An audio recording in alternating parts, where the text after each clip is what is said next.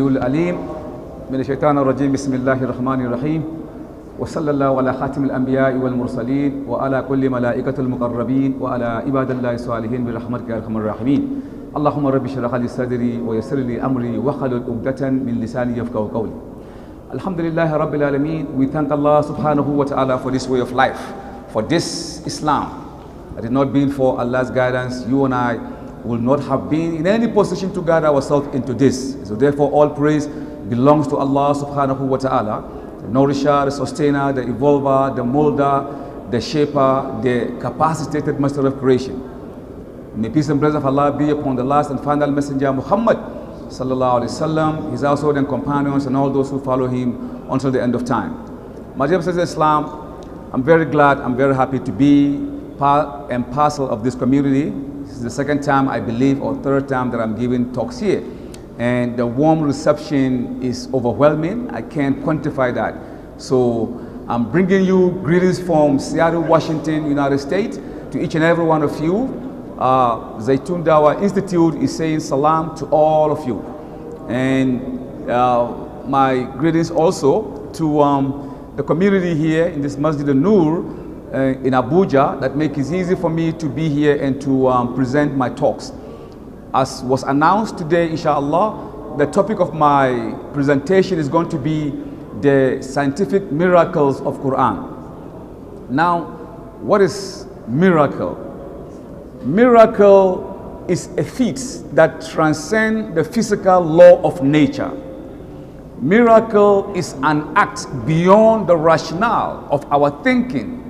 Miracle is impossibilities. So if this is miracle, what is science? Science is reasoning. Science is analysis. Science is quantifying. Science is discarding some theories and allowing new ones to develop. That is how science progresses. So when we juxtapose this position and say Quran and science, what do we mean by that? Are we trying to complement the Quran through science, or we're trying to complement science through the Quran? We're doing neither. Science is a self-repairing enterprise. It grows as time goes on. Reasoning and research allow scientists to discard some few, or something that they develop. And that is how science progresses. Discarding some elements, making room for new elements to strive. And that is science. And therefore, most of the time I give an example of us who live in the western part of the world. The Westerner is always thinking, is always asking questions, is always reasoning and processing information that comes to mind. So what do we mean by Islam and science? I thought science is modern. How could Quran correlate with science? At the very beginning, Allah in His wisdom, He made some information in the Quran. That information, I'm going to read it out, and I want you to analyze it. See how Allah in His wisdom presented those Quranic verses that have to deal with thinking. You know, when the messenger began his ministry in Mecca, the status quo were attacking him, saying that he's not a prophet at all, and that he is deceived by some spirit that is unseen. They even claim that he copied the Quran from the ancient books, Torah and the Injil, juxtaposed with the Arabian tradition. That is what they claim. Well, if that is the case, Allah immediately presented some information, and Allah said, "Qul, tell them, O Muhammad, لَإِنِّ اجْتَمَعَتُ الْإِنسُ وَالْجِنُّ عَلَىٰ أَنْ يَأْتُوا بِمِثْلِ هَذَا الْقُرْآنِ لا يأتون بمثله ولو كان بعضهم لبعض ظهيرا." The whole of mankind and jinn were to come together to write a book like the Quran, they will not be able to do it. Think with me, brother and sister, this verse is not humanic. We don't talk like that. Why would the Messenger Muhammad sallallahu alaihi wasallam put on such a serious challenge Mankind and jinn? What if mankind and jinn brought it? It means there will be no Islam. But whosoever presented this verse has to have an in-depth knowledge of all things. That is why Allah, with firmness and surety, mankind and jinn will never be able to do it. The Arabs, they were listening. They speak Arabic. They were listening. Allah is expecting them to bring someone to write a book to supersede the Quran. They didn't do it. Few years towards the end of the time that the messenger lived in Mecca, Allah sent another verse. Am yaqulun naftara? Do they say he Muhammad forged the Quran? Qul fa'atu bi ashri surin mislihi muftarat. If indeed you say Muhammad wrote the Quran, all right, then bring 10 surah, forge like the Quran, and bring your witnesses if you're speaking the truth. The Arabs, they were listening, they couldn't do anything. Towards the end in Medina, towards the end of Muhammad Sallallahu Alaihi Wasallam's, messengership, at the very end, Allah released the third ayah. وَإِن كُنْتُمْ فِي رَيْبٍ مِمَّا نَزَّلْنَا عَلَىٰ عَبْدِنَا فَأْتُوا بِسُورَةٍ مِّن مِثْلِهِ وَادْعُوا شُهَدَاءَكُم مِّن دُونِ اللَّهِ إِن كُنتُمْ صَادِقِينَ. Allah said, فَإِن لَّن تَفْعَلُوا وَلَن تَفْعَلُوا فَاتَّقُوا النَّارَ الَّتِي وَقُودُهَا النَّاسُ وَالْحِجَارَةُ أُعِدَّتْ لِلْكَافِرِينَ. If you are in doubt as to the message we've given our apostle, then bring one surah this time, forge like the Quran, and bring your witnesses if you're speaking the truth. Allah said, you can never do it. You will not be able to do it. If that is the case, prepare yourself for a fire whose fuel is man and stone. Clearly, Muhammad couldn't write this information. Impossible. So the Arabs, you know what they did? What they did? وَقَالُوا, and they say, لَا تَسْمَعُوا لِهَذَا الْقُرْآنِ وَالْغَوْا فِيهِ لَعَلَّكُمْ تَغْلِبُونَ. Don't listen if Muhammad read the Quran, but make some noise in between his recital so that your voice will be up and no one will listen. Man, that is a weak argument. Bring your witnesses. Now you're going to make noise? This is the Lord of the Arab of yesteryears, and today we have some Orientalists writing books on internet, social media, claiming that Islam or the Quran have nothing to offer mankind in the world that we live in.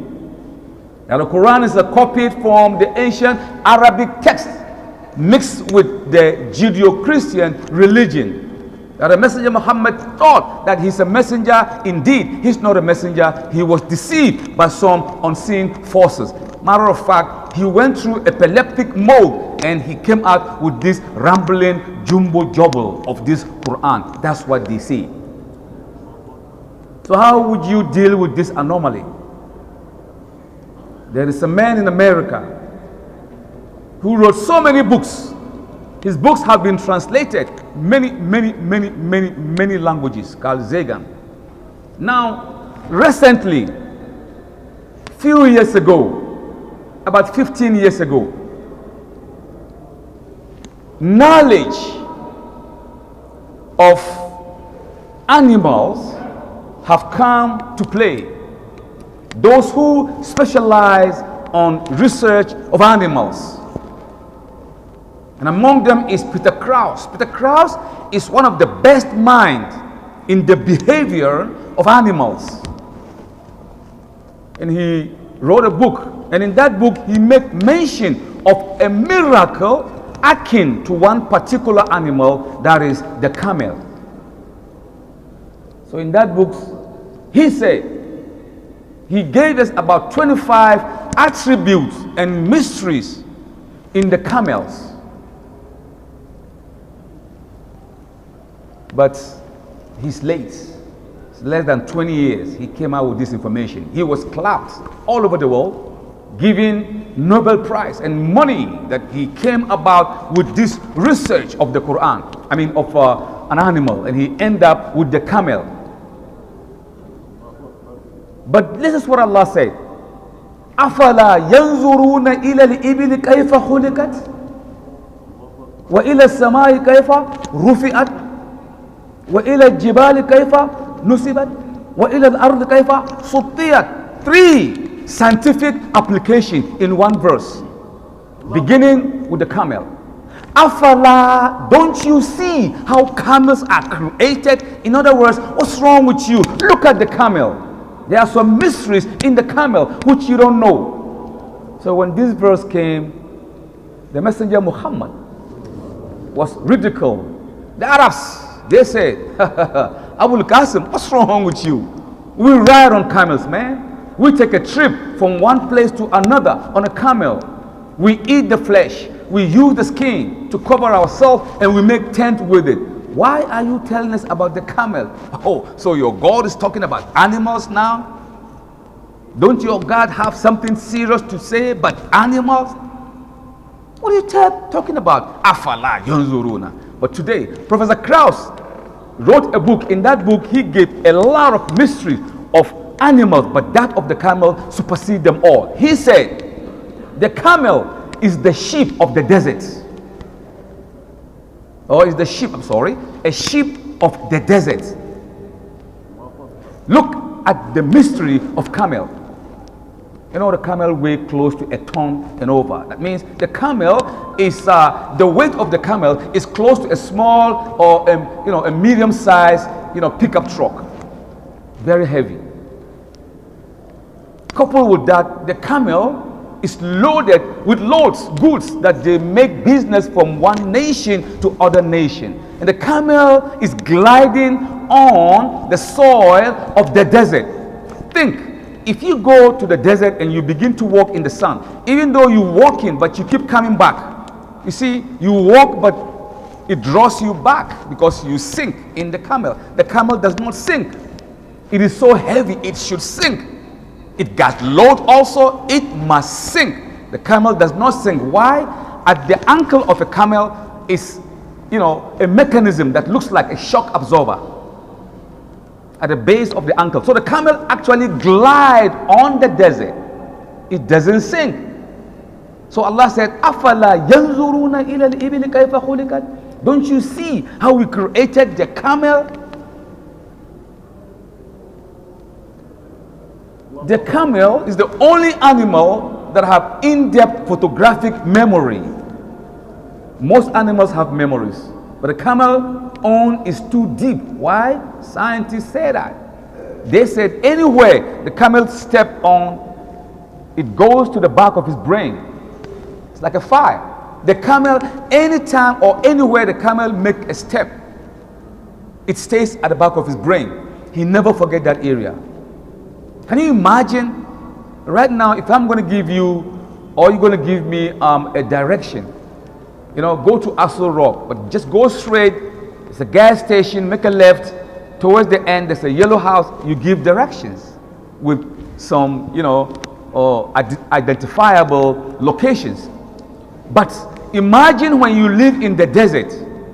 Back then, in the 7th century, over 1,000 years, desert sea. You look at the desert from here to like 20, 40 miles away of sand dune. How can you give someone a direction? Allah gave them who live in the desert a camel.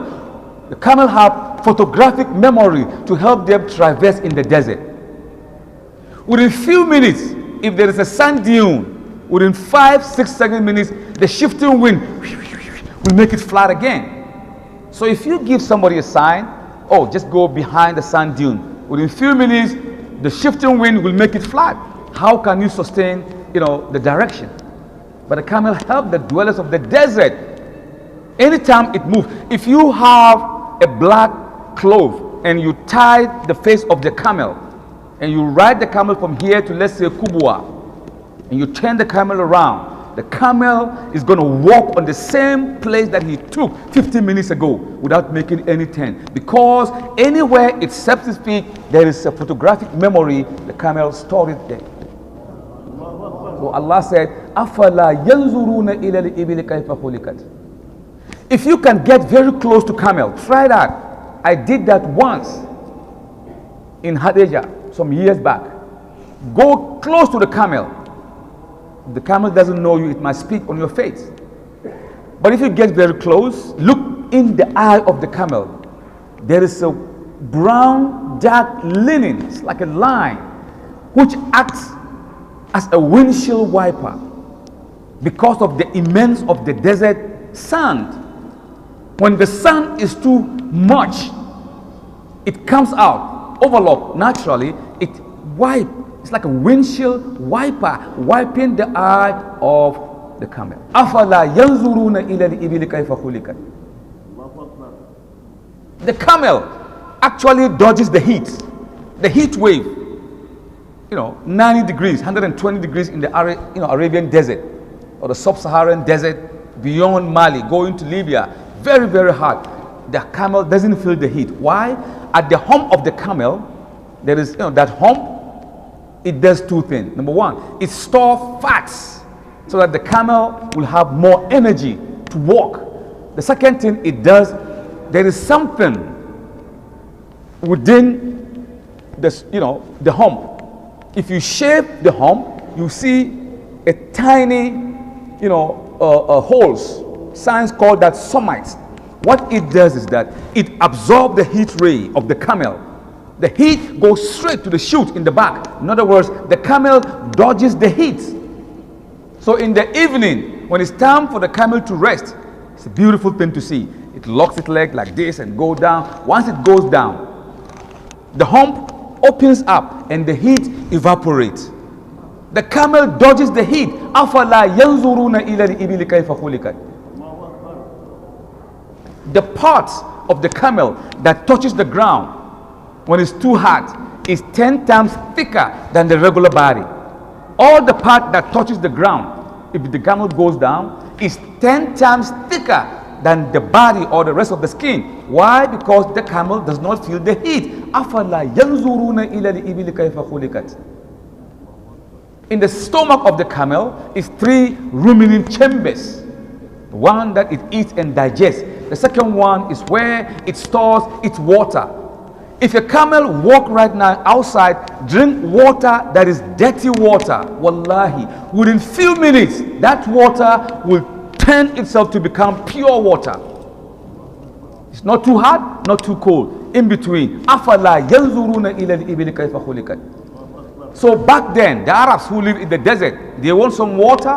Water is precious. They kill a whole camel, eat the meat, whatever they could take, maybe take the skin and drink the water.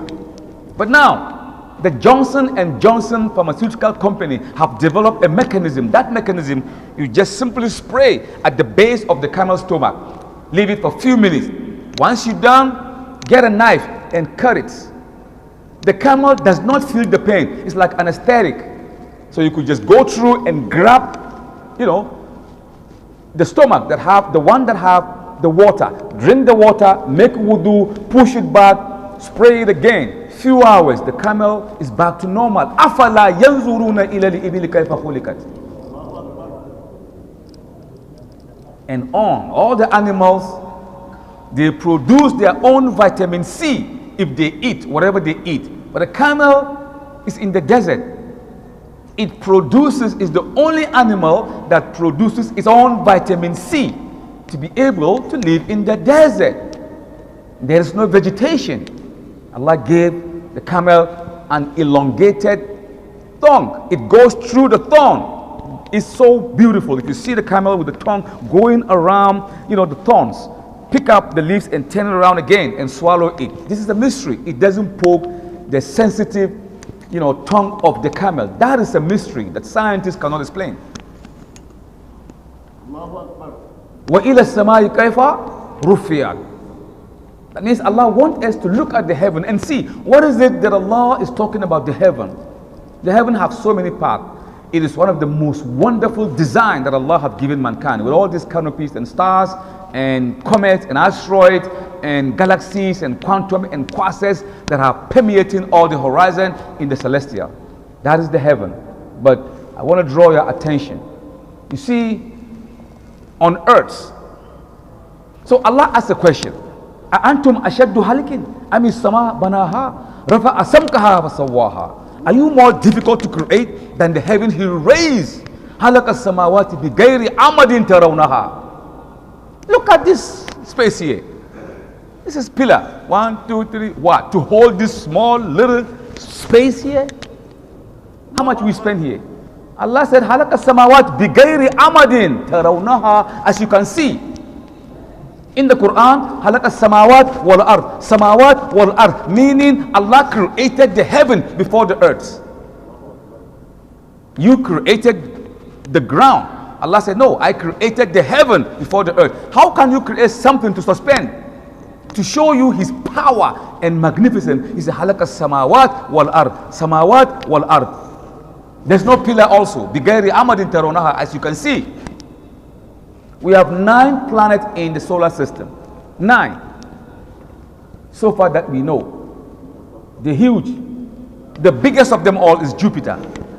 Jupiter is so huge. It's a gaseous planet. But do you know how many times the Earth will fit inside Jupiter? 1,400 times. Jupiter is a planet just like the Earth. But the Earth that we live in, you need 1,400 Earths to fit inside Jupiter. Jupiter is huge. Science don't know how many moons does Jupiter has. Some say 12, some say 9. They don't know. It's too huge. It is suspended as we are suspended.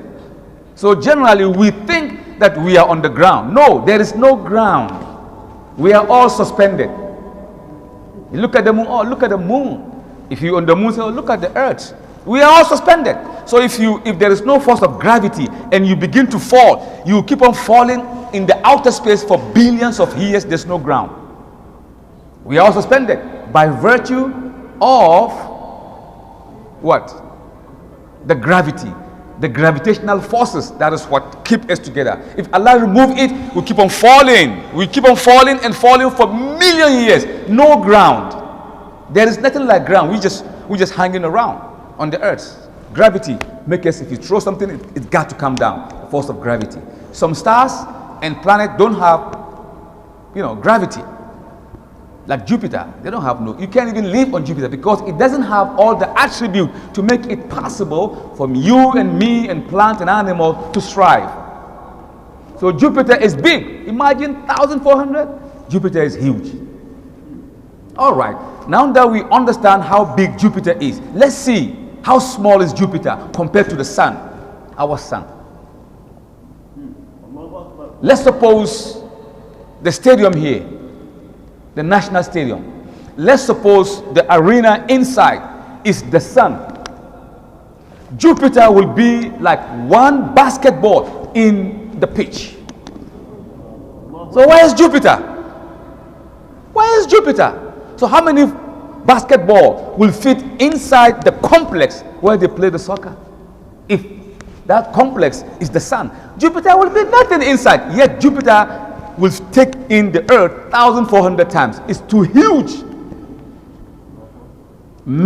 Sun made with 2 elements, hydrogen and helium, and few other galactic dust. These 3 elements make up the sun, and all of them begin with H. Hydrogen is He. Helium is H. Washams waduha. It all ends with He. Is it coincidence?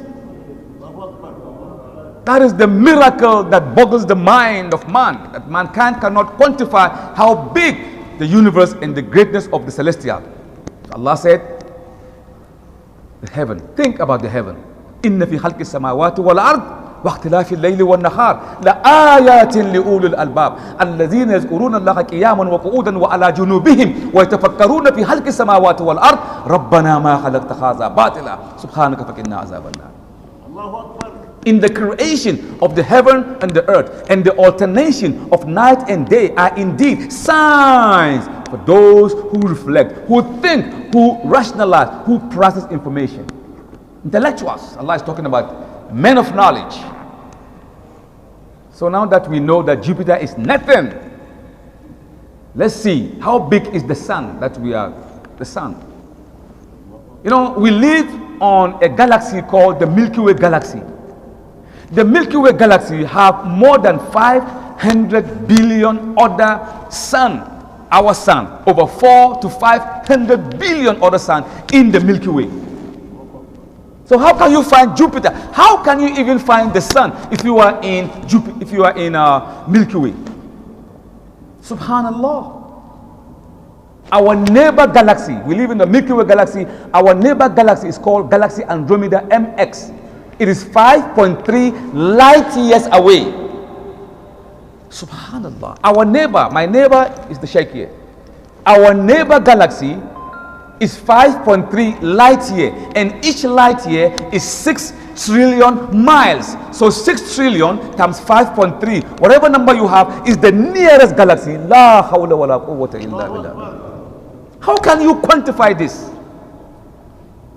That's what Allah said. La halqu samawati wal ard akbaru min halqin nas walakinna aksara an-nas la ya'lamun. Most of mankind do not know. The galaxy is powerful, emitting radiations. Okay, beside the galaxy, we have something called, it's also a galaxy, but it is over billion, trillion times bigger than the galaxy. The quantums. Each quantum contains hundreds of thousands of galaxies around it, like a bunch of grapes. We call it cluster, supercluster. Clusters are much bigger than galaxy. Each cluster, imagine a bunch of grapes and make it to be a cluster. How many grapes around it? A lot. Those grapes represent one galaxy. So if you are in the cluster, where can you find your galaxy? Where can you find the sun? Where can you find the earth? Where can you find Africa? Nowhere. Nothing. Infinitesimal. Then we have supercluster. Then we have primordial matters. Then we go back, we go back to the Big Bang theory itself. So clearly, وَإِلَى السَّمَاءِ كَيْفَ رُفِعَتْ, Allah protected it. Because had Allah will, there are so many, planets, quantums and quasars, asteroids and comets that have lost their energy moving at the speed of light in the horizon. They're moving at the speed of light, billions of them. Speed of light is 186.3 thousand miles per second.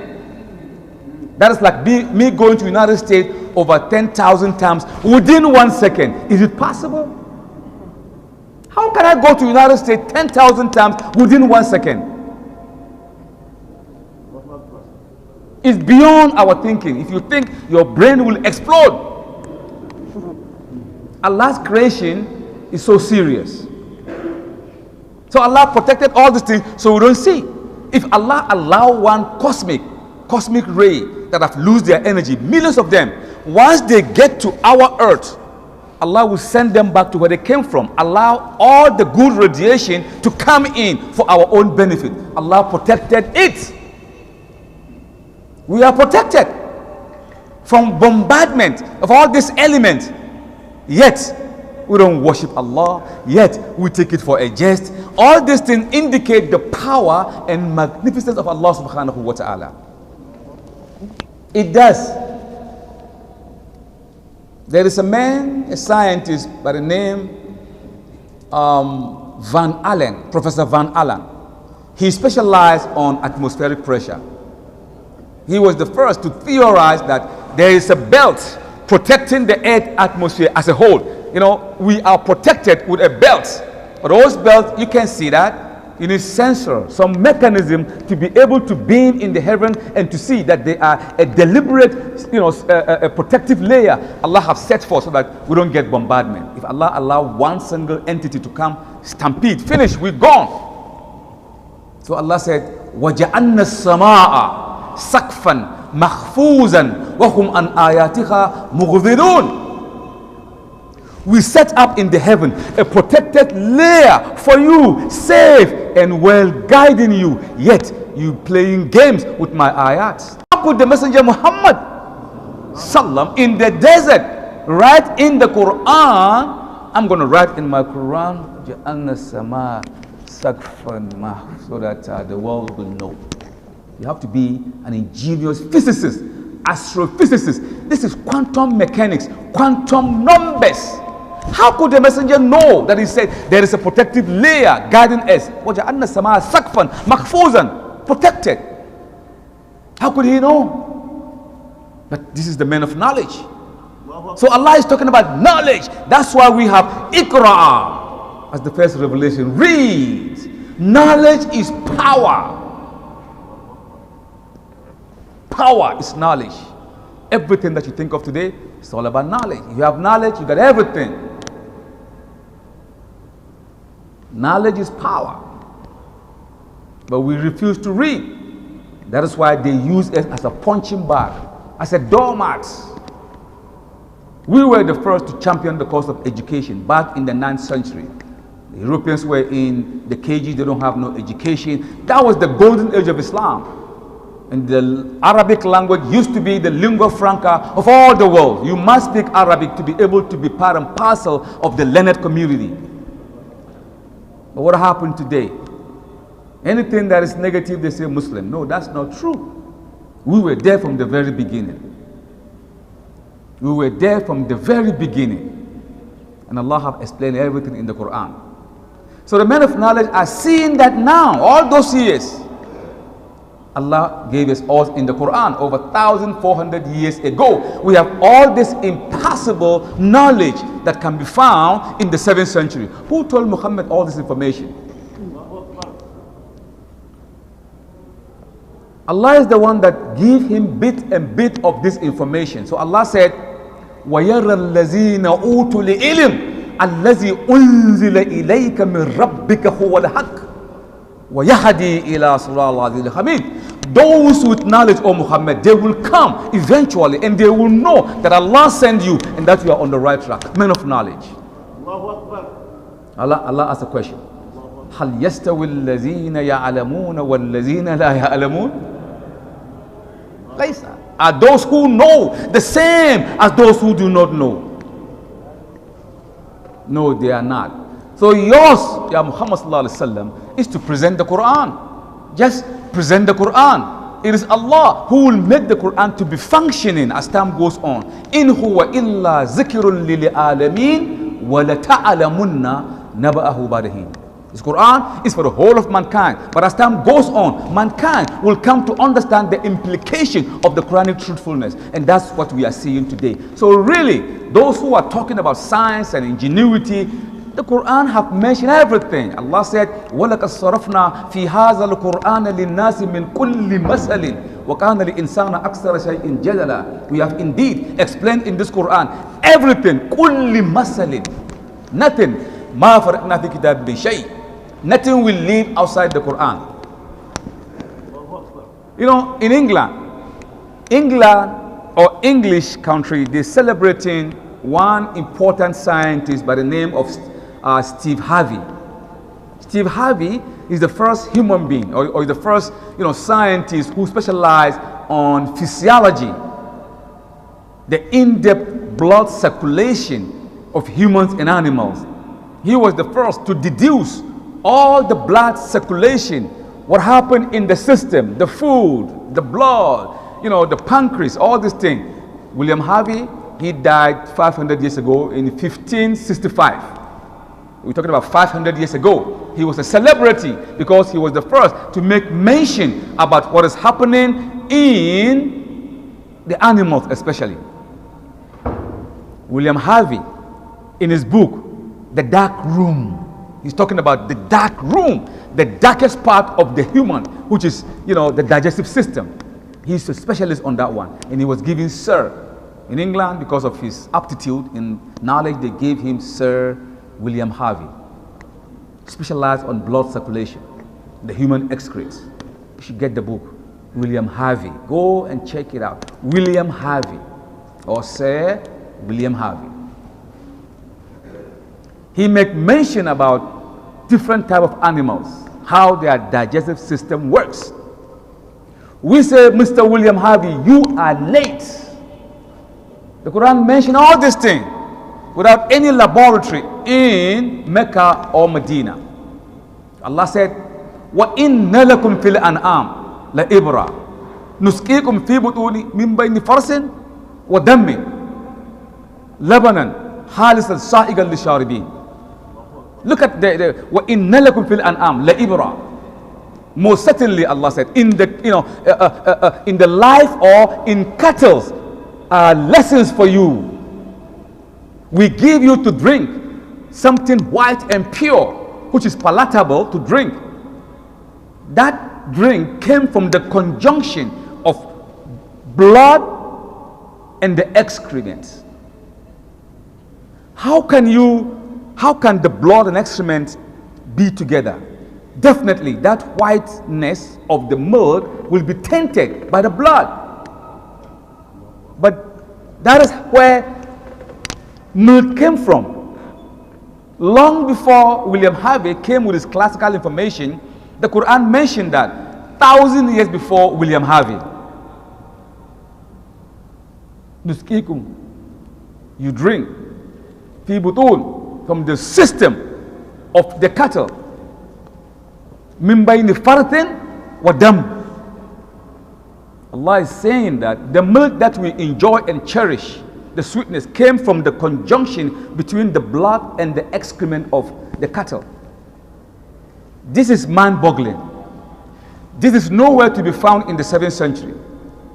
So, Professor Maurice Bucaille, a French surgeon, a mathematician, he wrote a book after accepting Islam. And he said, the Quran have presented a genuine challenge to mankind, leaving only one alternative, that this Quran must be from Allah subhanahu wa ta'ala.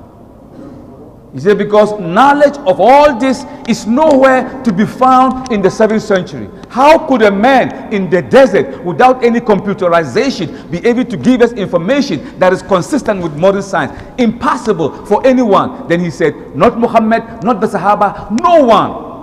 You have to have, at the end, Maurice Bucaille said, the only way that Muhammad Sallam should be able to give this information, he have to have a huge computer hidden somewhere in the desert, where if everybody go to sleep, Muhammad somehow will slip around and bring the computer and calculate and you know what I'm saying, just work with it. He said that's the only way, that Muhammad must have computer somewhere hidden. But Muhammad does not have no computer.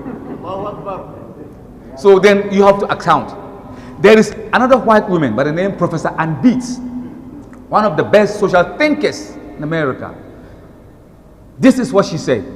She said, it is safe to say that Muhammad received the Quran from on high.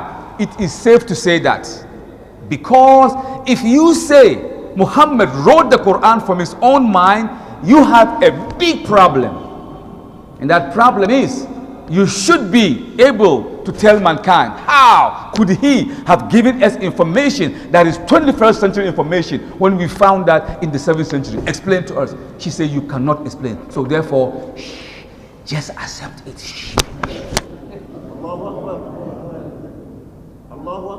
This is the man of knowledge.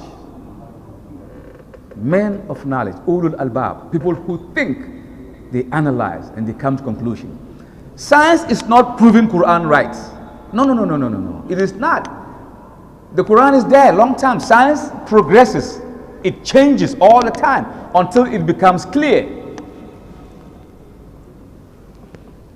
There is one information that I think I should give it out. Most of the time we read this verse in the Quran and we understand it to be what we are told about the interpretation or the meaning of that verse of the Quran. And that is true. That is the miracle of the Quran. At the time of Muhammad sallallahu alaihi wasallam, what was told was perfect for the understanding of the time. What we know today in terms of development, they've never seen that. So whatever the interpretation that was given to them at that time is consistent with their time. Today, again, because of advancement in technology, the Quran again turn around and regurgitate itself to fit in today. The interpretation of the Quran fits in today's technology. 50 years to come, our children's children will read the Quran and they will explain it befitting the time that they exist. That is the miracle. The Quran is for yesterday, today, and tomorrow. That is the miracle. So you read this verse in Surah Al-Ankabut. It has two faces. I'll try to give both. Look at the verse that Allah said.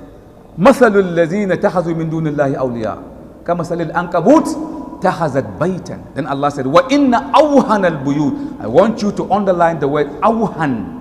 وَإِنَّ أَوْهَنَ الْبُيُوتِ لَبَيْتُ الْأَنكَبُوتِ بَتْ لَوْ كَانُوا يَعْلَمُونَ. Allah said, the similitude of those whom you take to protect you. Don't you see that they build their house like the spider's house?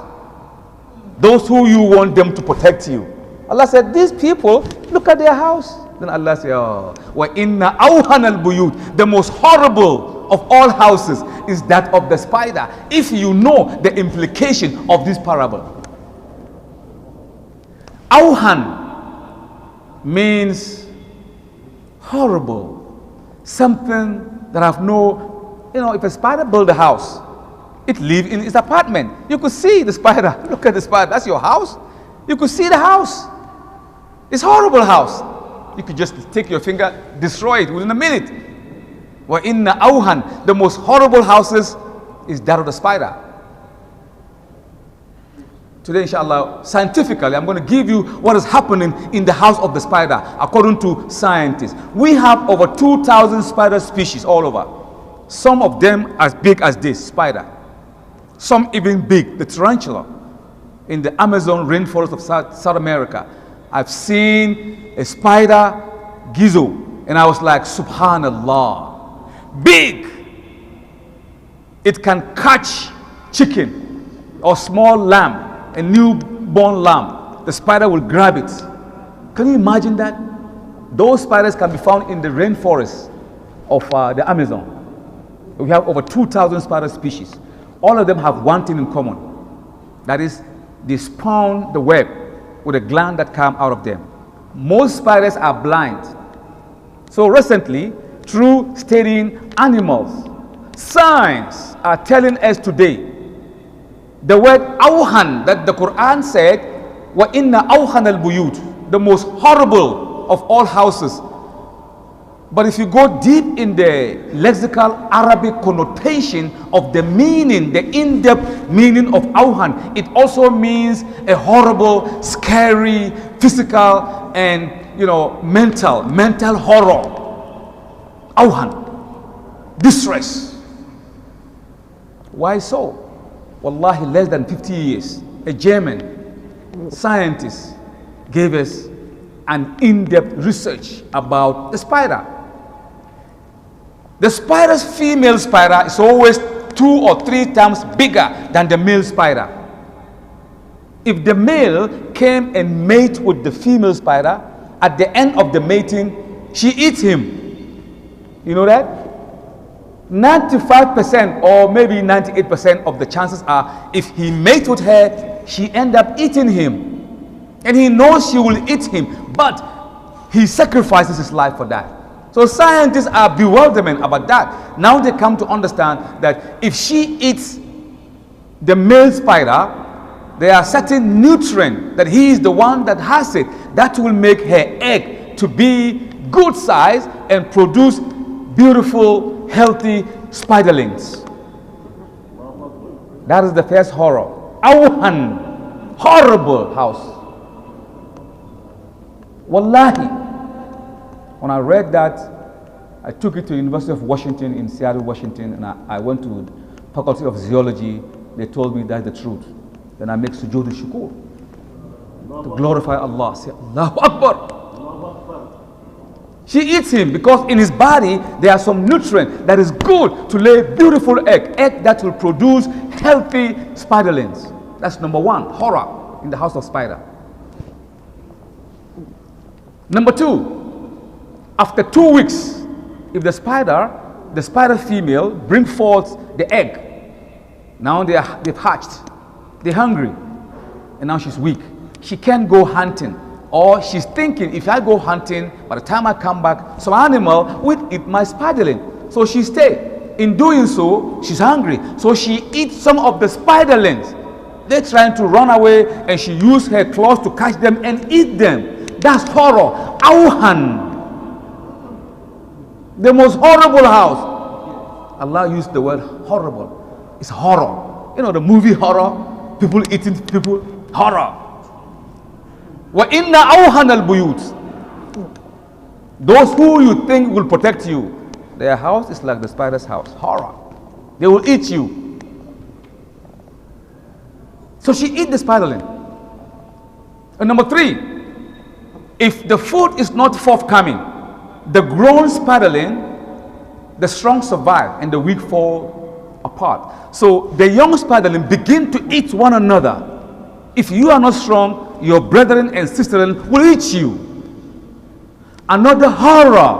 It's like a movie house. They eat themselves. Horror. The final blow.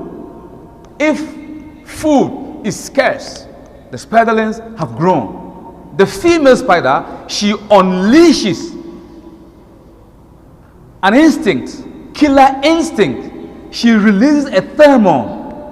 Some gas will come out of her hindback. That's the pheromone. Once she releases that, the spiderling, they will read that to mean, come and eat me. So they will rush on their mother and they eat her. They call that in science mathogeny. Mathogeny is the process whereby the spiderling eats their mom to survive. So when Allah said, مَثَلُ الَّذِينَ تَخَذُوا مِن دُونِ اللَّهِ أَوْلِيَاءَ, those whom you think will protect you, can't you see that their house is a horror house? They're going to eat you. Allah said, oh, وَإِنَّ أَوْهَنَ الْبُيُوتِ Baytul Ankabut. The most horrible of houses is that of the spider. Then Allah said, Law kanu ya'lamun. If you know the implication of this word, Ya Salam, how could Muhammad sallallahu alaihi wasallam make those statements which is consistent with modernity? Who told him? So Allah said, Lakinna Allah yashhadu bima anzala ilayka anzalahu bi ilmihi wa malaikatu yashhadu wa kafa billahi shahida. Allah, Ya Muhammad, whatever I reveal unto you, it is from my own fountainhead of knowledge. The angels who are around, they bear witness. Nay, I am the ultimate witness to see to it that what I've revealed is a fact. That is phase 1 of the spider's house.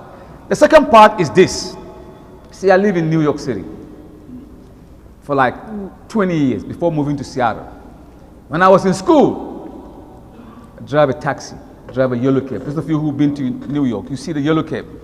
Used to be a yellow cab driver for 14 years. I was driving the yellow and I was schooling, educating myself, supplementing, paying my school fees. I don't care about my friends. They buy houses all the time. They build houses upon houses. They drive. Me, I just say, you know what? I'm going to read. I'm hungry for education. So, on Wednesday, if you go to New York somehow, on Wednesday, they do open United Nations. People to visit. United Nations. Anytime you go, tell them you want to go to the Big Five. Where the Big Five, you know, the United States, Britain, I don't know, France, Russia, and China. This is where they sit. That is not right. Everybody will come and give a speech. Our Excellency President, he came. I was in New York. I was so happy. We went to see him when he came, United Nations. We greet him. So happy our president is here. He gave a speech, about 2.5 pages. But guess what? It's irrelevant. You nigger, get out of here. What you gonna tell us, man? Look at us, man. Coming from Africa. Fulani, a cow herder, a goat herder, a milk sponger like you. You're going to come to United Nations and tell us what to do, man, please. But they'll give you the spotlight. You feel comfortable, but they don't need you. They don't need your word. They make that decision. 5 of them. The spider story befitting United Nations. I was giving a talk. I said, look, I have seen United Nations in the Quran. They said, come on, Mr. Muhammad Awal. You see United Nations? Please get out of here, man. United Nations in the Quran, Sheikh. I said, yeah, it's in the Quran. They say, Habda Allah. Ah, man, you too, attached with all this science. United Nations. I said, what? Are you surprised? As if couldn't Allah mention United Nations? I said, well, that's true. I said, well, Allah said, وَكُلُّ شَيْءٍ فَاسْتَنَاهُ تَفْصِيلًا. So each and everything is in the Quran. So so I came to give a lecture. And that lecture is so clear and succinct. Listen, United Nations, the same verse of the Ankabut. I'm asking the question, what is the emblem of United Nations? What is the flag of United Nations? Spider's web. What is inside that web? What is inside that spider's web? Globe, world map. To catch us, to eat us. Yes. They squeeze us, man. You want to catch fish? What do? You cast the net, right? It catches the spider. www. whatever. You want to catch information? That's what you do. So why would they choose spider's web as their emblem? That's the question. And then we are inside, man, we're in trouble. They're going to eat us. And they are eating us in one way or the other. Allah said, look, anything you run in United Nations, Allah said, look at their house. It's like that of the spider.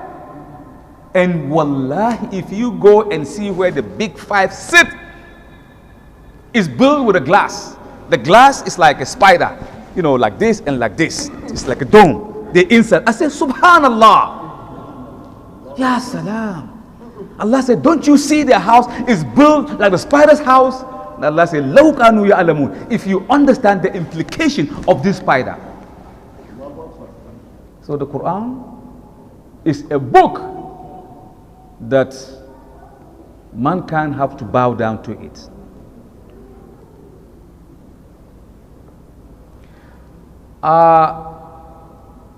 There is this first Quranic surah, Surah Al-Alaq, Quran 96.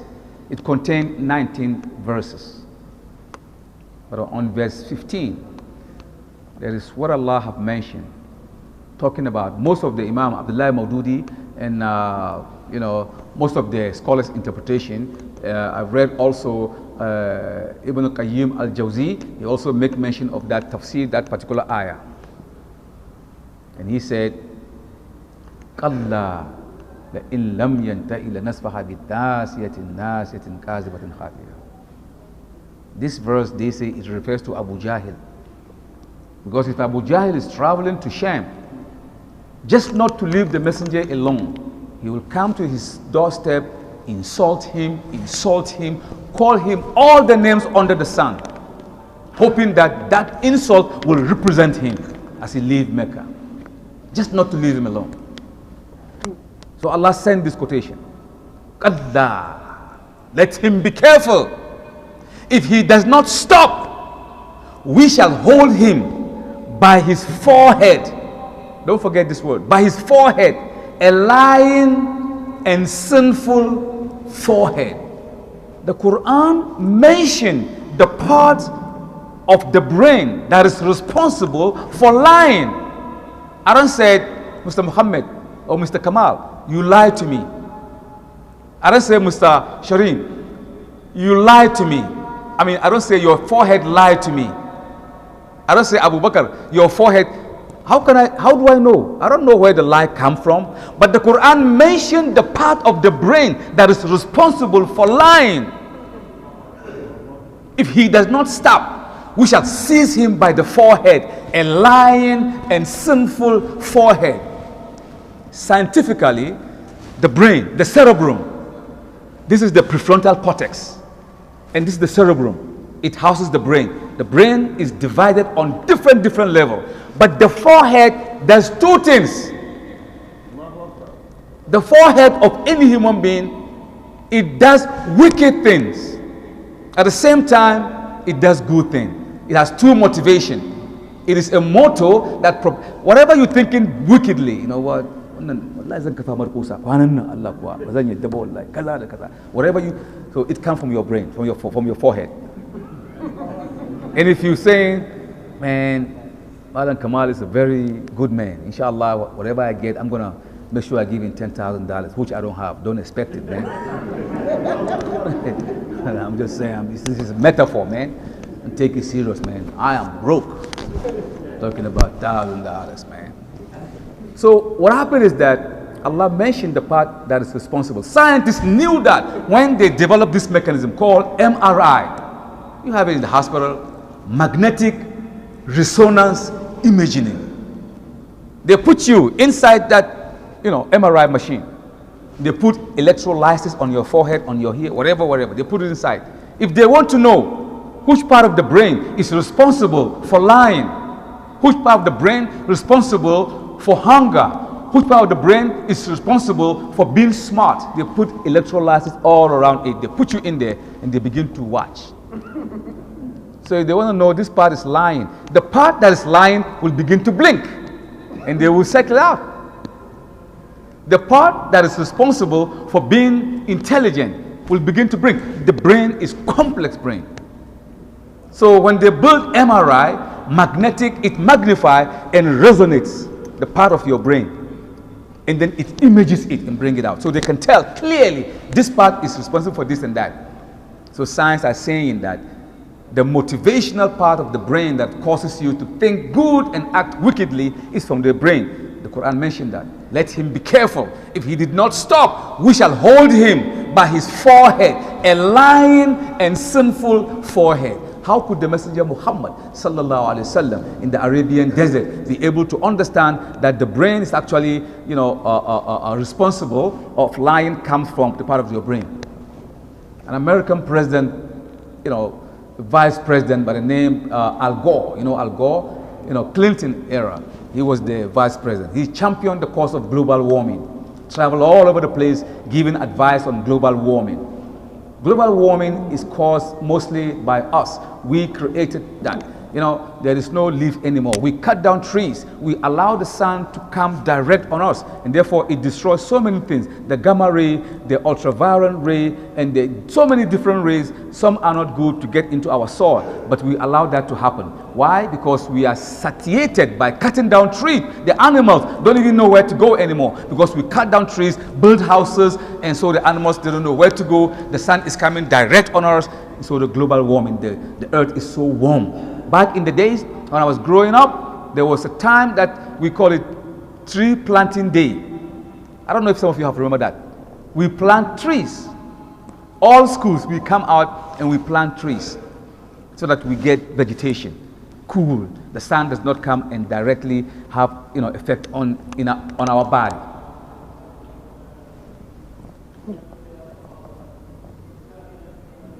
So what happened is that the global warming is being championed today by intellectuals. They are saying that we should be careful because if you go to the North Pole, the iceberg is melting so fast.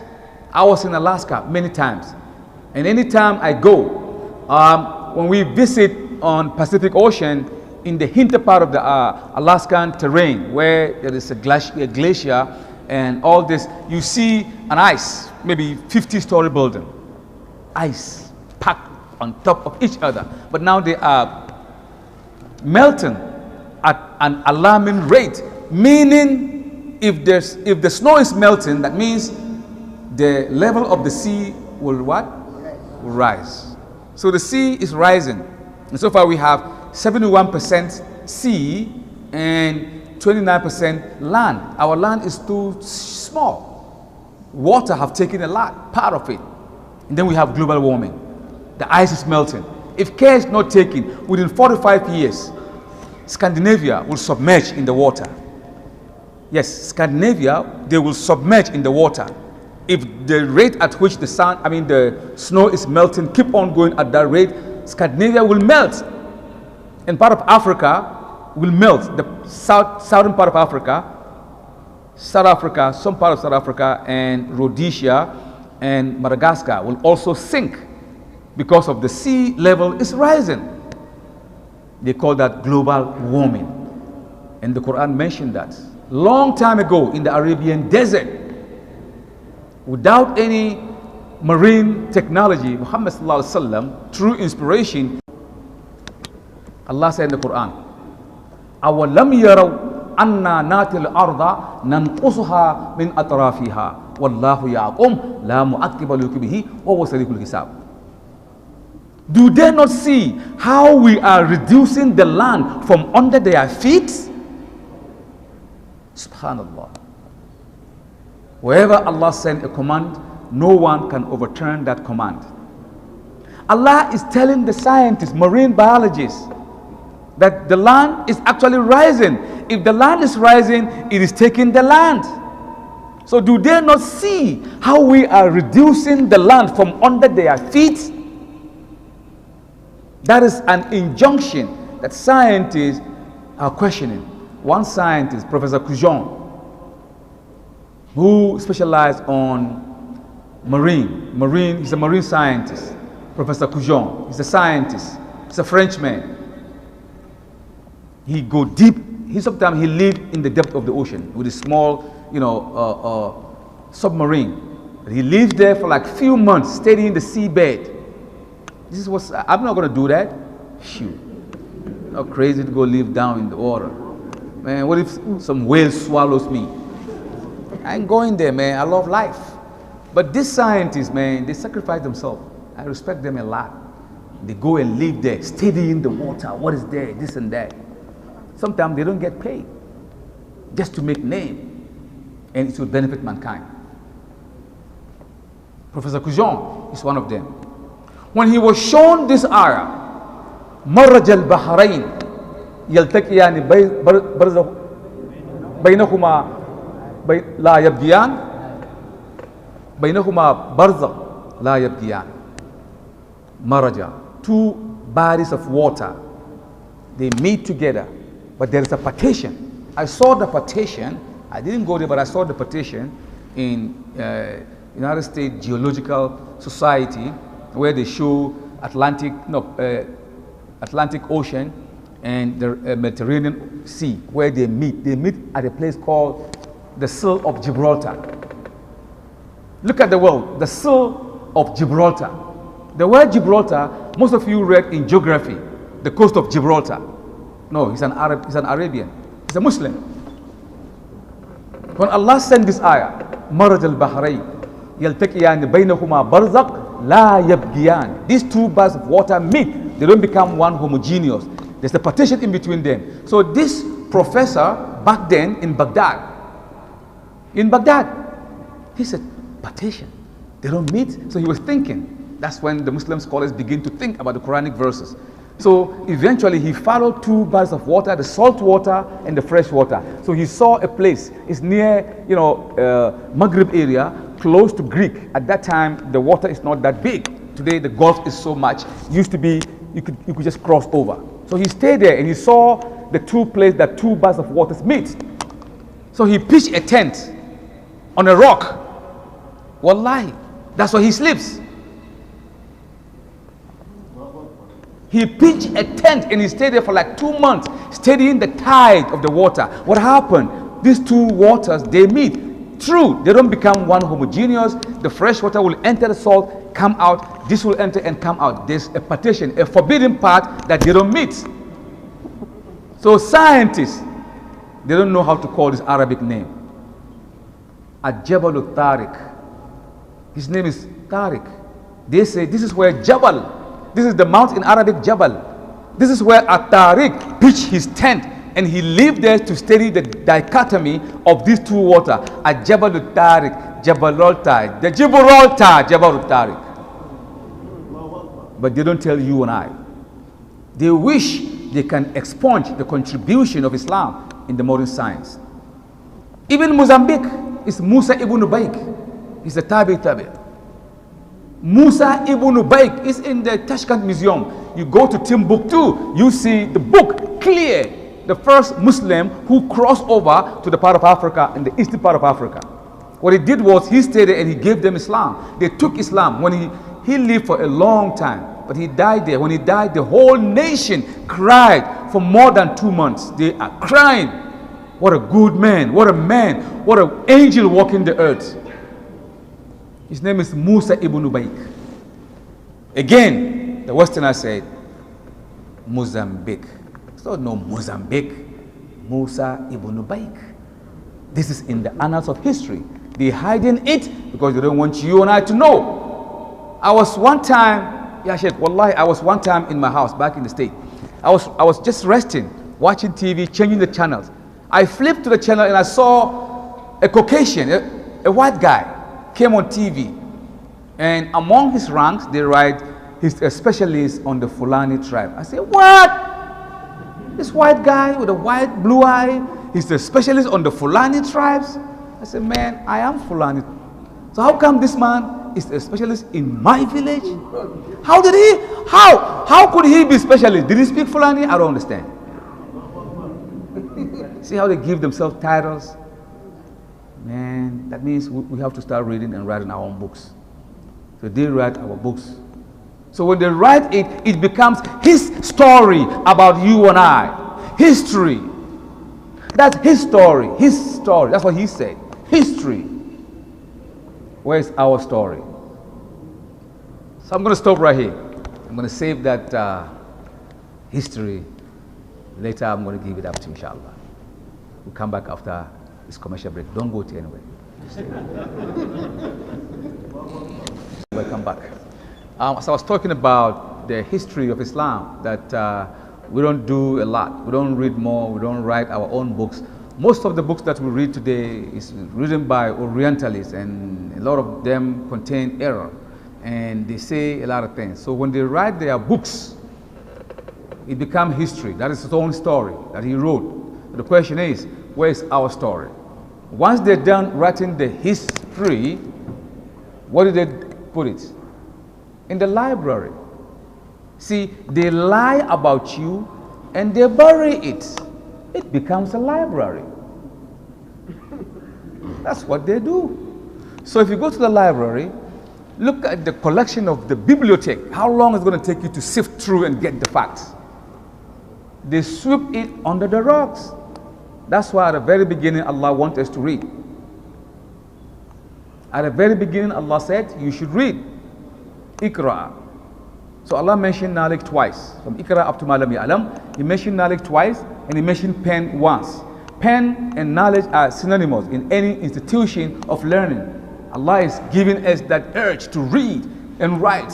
And history bear record. In the 9th century, which is the golden age of Islam, the Muslims did so much to give or push, the Europeans into Renaissance and force them to think critically. So most of them have to speak Arabic language. They came to the Arabic world, they learned the Arabic language, and they read from the Islamic books. That is a fact. So eventually they burned all these books. They burned about 5 or 6 times, keep on burning the books to bury everything. They took the part that they won, but they destroyed all the Islamic books that the ancient antiquities have left for mankind. That's what they did. But now it's about time that we have to rise up to be in the forefront of knowledge. The only way we could do that is to read. The men and women should read. If you educate a man, it's just one person you educate. Educate a woman, you educate the whole nation. Give them education, because they are the ones that have the children. They nourish them, they nurture them with education. Education is powerful. I'm not going to get deep into one of the signs that I'm going to be mentioning because of lack of time. Just mention, inshallah, we'll come back for part 2. Let me just throw this in. Recently, scientists realized that in the womb of a pregnant woman, the babe is in 3 different sacs. When the babe, after the gametes from the sperm, if a man releases the sperm, he releases over 500 million spermatozoids in the womb of the mother, of the woman. Out of these 500, just one get to enter into the ovum for it to, be implanted. And eventually that's where we came from. But once we reach 5 to 6 months, we enter into a zone, and that zone is divided in 3 components. Science called that omnion, chorion, and decidua, or the abdominal wall, uterus, membrane, or the myometric, andrometric, epimetric. Three. The human being is in three different layers. This is embryology and human physiology. Any embryology book, primary book, would mention that omnion, chorion, and decidua. Amniotic membrane, chorionic membrane, and decidua. Three different sacs. So the baby's in the sac, in the sac, in the sac. So Professor Keith Elmore, who is a professor emeritus who specialized on embryology, he was presented with the Quranic verses and asked him to give some statement on it. So what he did was, after reading the Quranic verse, he said, who wrote this? He said, well, it's in the Quran. He said, what do you mean? Which Quran? He said, well, that's what God gave it to Muhammad. He said, when? You know how the science. He said, about 1,400 years ago. So no, that's not possible. This is modern information. How could, no. Knowledge of this sort can be found in the 7th century. No. This is modern science. This is us. Look, I'm an embryology, and I'm telling you, no one knows this. We knew this less than 100 years ago. When we developed some mechanism, we could see through. Are you talking about 1,400? No, please, stop playing, man. Ain't no time to play. We said, no, this is not a joke. So we opened the Quran. Professor Keith Elmore, he scanned the verse. The Quran said, يَحَلُقُكُمْ في بطون أمهاتكم حلقا من بعد حلق في ظلمات ثلاث. We created you from the womb of your mothers, from one stage to the next stage, in 3 veils of darkness. Subhanallah. Why didn't Muhammad say 2 or 5 or 6? Let him guess. So he guessed right. No. The chances for this to happen in the 7th century is like Googleplex to 0. Which is, there's no way out. You can't quantify that. So scientists have to explain as to how in the world could a man living in the desert make a profound statement that is so consistent with modern science. That proves that the Quran is from Allah subhanahu wa ta'ala, and that Allah is the one that protects all the Quran. We don't have no Qurans. We have one Quran. The moment you write another Quran, we will catch you. We have thousands and millions, men and women, memorize the Quran from cover to cover. So how can you manipulate the Quran? But me, I have the Hindu Bible, the Bhagavad Gita, Upanishad, and Purana Vedas. I have 6 different each, but they are different. The Old Testament, I have about, 15 different. In the New Testament, I have a lot, a whole lot. And they keep doing new ones. In the year 2028, we're waiting. The new Bible is coming out. Wallahi. It's been created in Brooklyn Institute of Bible something institution. This is supposed to come a few years ago, but they're scared now. But they have to bring it out. Where it's supposed to be he, referring to God, they make it he stroke she. Women rights, yeah. Women need to, why should God be macho? A man. Man, it's got to be women too. So he, she. Allah said, أَفَلَا تَدَبَّرُونَ الْقُرْآنَ وَلَوْ كَانَ مِنْ عِنْدِ غَيْرِ اللَّهِ لَوَجَدُوا فِيهِ اخْتِلَافًا كَثِيرًا. Don't you look at the Quran with care? Had it been someone write the Quran, there would have been so much contradiction. Allah said, my time is up. I'm going to reserve the rest for my next, the scientific miracles of Quran. This is part 1. So we do, if there is time, I could do part 1, part 2, part 3, part 4, up to part 11. It's a different Islamic science. This is just a small segment of a thing that we've done. So definitely I'm going to stop here, because the way you're looking at me, you want me to continue. I keep on talking, my saliva is going to finish. And so, هذا بالله التوفيق وآخر الدعوان الحمد لله رب العالمين. السلام عليكم ورحمة الله تعالى وبركاته. Those of you or us who are in health, may Allah give us more health. Anyone that is doing your business, may Allah put barakah in your business. Those of you who are looking for a job, may Allah give you the job. Those of you who don't have job, may Allah give you good job and better job. اللهم ربنا آتنا في الدنيا حسنة وفي الآخرة حسنة وقنا عذاب النار. اللهم ربنا فاغفر لنا ذنوبنا وكفر عنا سيئاتنا وتوفنا مع الأبرار. اللهم يا مجيب دعائنا ولا تقطع رجاءنا بموت نبينا مولانا يا الله يا رب العرش العظيم. اللهم صل على خاتم الأنبياء والمرسلين وعلى كل ملائكة المقربين وعلى عباد الله الصالحين برحمتك يا أرحم الراحمين. سبحان ربك رب العزة عما يصفون والسلام على المرسلين والحمد لله رب العالمين.